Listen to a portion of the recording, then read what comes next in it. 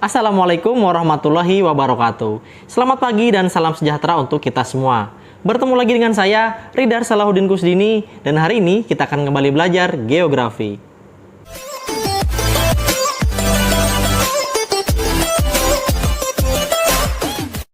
Mari kita mulai belajar kita pada hari ini dengan berdoa. Berdoa sesuai dengan agama dan kepercayaan masing-masing. Dimulai.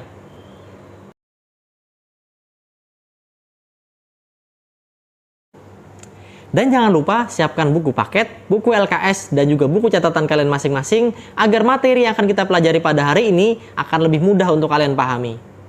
Kali ini kita akan mulai belajar di semester 2 kelas 11. Dan materi yang akan kita pelajari pada hari ini adalah sumber data kependudukan.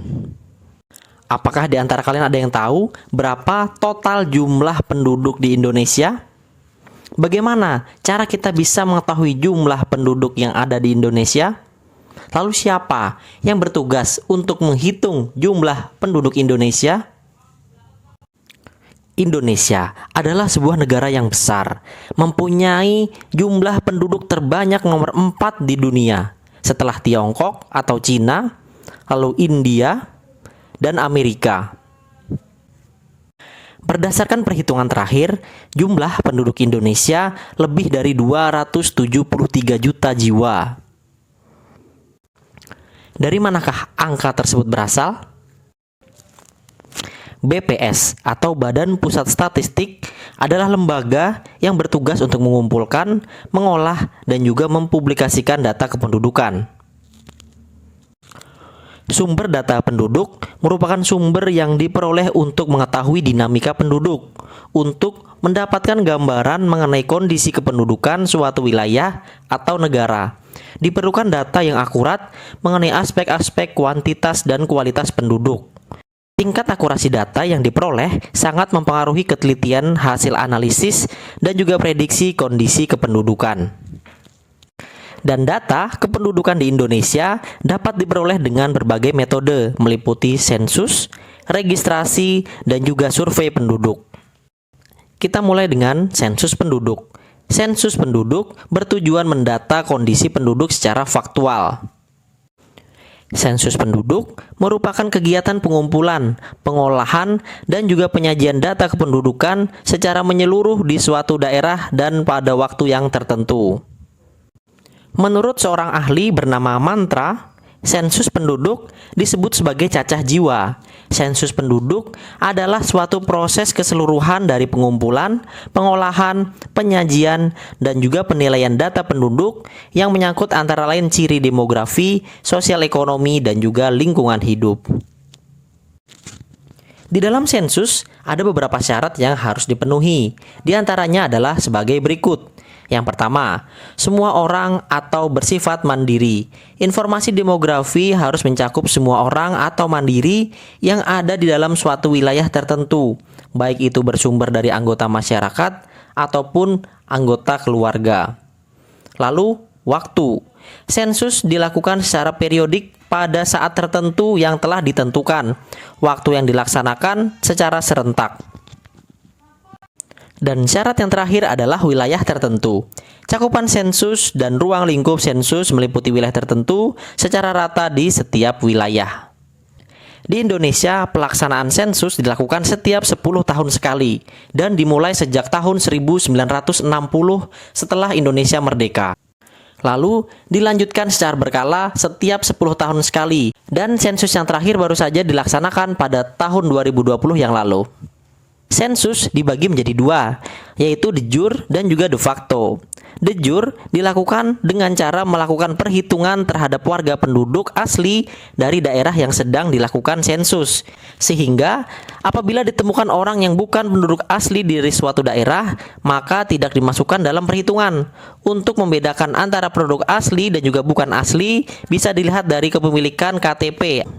Lalu sensus de facto, yaitu cara menghitung jumlah penduduk terhadap warga yang ditemukan pada saat pencacahan berlangsung, walaupun orang tersebut bukan warga asli pada wilayah yang sedang diadakan sensus. Namun, pada pelaksanaan sensus juga terdapat kekurangan dan kelebihan. Kelebihan sensus diantaranya adalah sebagai berikut. Yang pertama, mengetahui persebaran penduduk. Dua, mengetahui keadaan penduduk suatu daerah dan mengetahui akibat mobilitasnya. Tiga, sebagai bahan penentu kebijakan pembangunan. Empat, mengetahui jumlah penduduk. Dan yang kelima, mengetahui komposisi penduduk menurut jenis kelamin, umur, dan juga usia produktif. Adapun kelemahan sensus adalah yang pertama, biaya yang dikeluarkan cukup mahal. Yang kedua, waktu pelaksanaan sensus jaraknya lama, sehingga dalam jangka 10 tahun banyak perubahan data yang mungkin tidak tercatat. Ketiga, responden cenderung memberikan jawaban yang tidak jujur. Dan yang terakhir, kemungkinan akan ada masyarakat yang tidak tersensus. Kita lanjutkan dengan registrasi penduduk. Adalah kumpulan berbagai keterangan dari kejadian penting yang dialami oleh manusia, seperti data perkawinan, perceraian, perpindahan penduduk, dan juga kejadian-kejadian penting lainnya yang tertulis.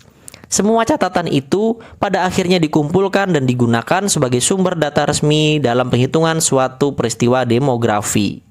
Namun, registrasi penduduk menuntut kita untuk lebih aktif melaporkan diri kepada pemerintah tentang perubahan data yang terjadi pada keluarga kita. Cakupan data registrasi penduduk sangat bergantung pada kesadaran masyarakat untuk melaporkan kejadian vital di dalam keluarganya. Bukti yang diperoleh setelah registrasi dapat berupa surat keterangan. Contoh bukti dari registrasi penduduk adalah pada peristiwa kelahiran yang diberikan akta kelahiran, dan pada kematian dibuktikan dengan akta kematian. Akta tersebut dikeluarkan oleh Dinas Kependudukan dan Pencatatan Sipil. Adapun untuk kelebihan dan kekurangan dari registrasi penduduk adalah keuntungan. Dapat diketahui perubahan penduduk setiap waktu dan biayanya lebih murah. Dua, berlangsung secara terus-menerus. Dan yang ketiga, data akan akurat apabila penduduk segera melaporkan setelah kejadian. Lalu, kelemahan dalam registrasi penduduk. Yang pertama, apabila registrasi tidak dilaksanakan dengan baik, maka data yang disajikan akan kurang berkualitas. Yang kedua, informasi yang disajikan tidak selengkap survei dan sensus. Dan yang ketiga, bergantung pada kesadaran penduduk untuk melaporkan setiap kejadian yang terjadi. Dan metode pengumpulan data kependudukan yang terakhir adalah survei penduduk. Survei adalah salah satu metode untuk menjaring data penduduk dalam beberapa peristiwa demografi atau ekonomi dengan tidak menghitung seluruh responden yang ada di suatu negara, melainkan dengan cara penarikan sampel atau contoh sebagai kawasan yang bisa mewakili karakteristik negara tersebut. Ditentukan terlebih dahulu kriteria apa saja yang bisa dijadikan sebagai syarat suatu wilayah bisa ditetapkan sebagai kawasan sampel survei. Tujuannya agar tidak terjadi penyimpangan data yang jauh dari kondisi sebenarnya. Aspek-aspek yang perlu diperhatikan dalam pemilihan sampel yaitu sampel harus mewakili populasi, tingkat kesadaran yang dapat diukur, sesuai dengan keadaannya sebenarnya, dan harus efisien. Perbedaan metode survei dengan metode yang lainnya ialah survei dapat dilakukan kapan saja, berbeda dengan sensus yang sistemnya periodik. Survei juga dapat diganti-ganti topik apa yang ingin disurvei tergantung dengan tujuan dan kebutuhan pendataan. Berikut adalah contoh survei yang biasa dilakukan oleh BPS atau Badan Pusat Statistik. Yang pertama adalah survei sosial dan ekonomi nasional atau Susenas. Dilakukan untuk menjaring data mengenai keadaan sosial dan ekonomi penduduk di Indonesia secara keseluruhan dengan cara pengambilan sampel penelitian pada wilayah-wilayah yang bisa mewakili karakteristik rakyat Indonesia. Hasil yang diperoleh nantinya akan mewakili rakyat Indonesia secara keseluruhan.